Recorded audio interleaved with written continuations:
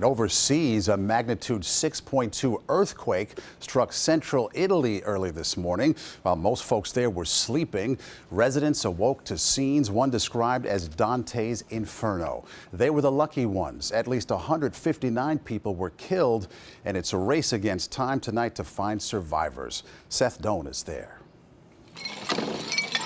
The frantic search for signs of life continued through the day as dazed residents tried to grasp the scale of the disaster. Mostly what was pulled from the rubble was grim, but there was good news.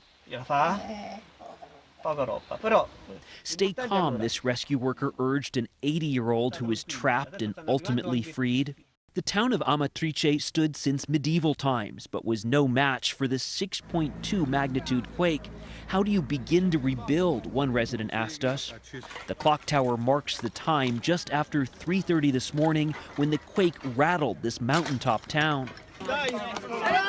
Some of the first on the scene were ordinary folk, including priest Fabio Gambarota, who heard residents calling from windows. Aiuto, aiuto, help, help, help, help. He told us he tried to lift heavy stones with his bare hands off people who were trapped.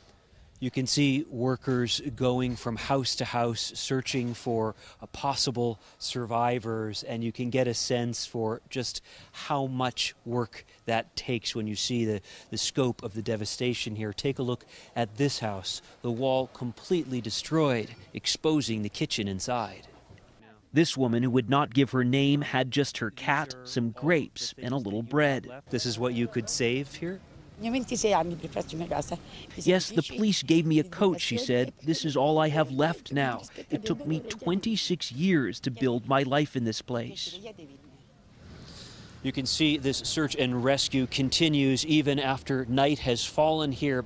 These rural communities hit so hard by this earthquake are high up in the mountains, Maurice, and that only further complicates rescue efforts. It makes it difficult to get heavy equipment to where it's needed. Seth Doane near the epicenter tonight.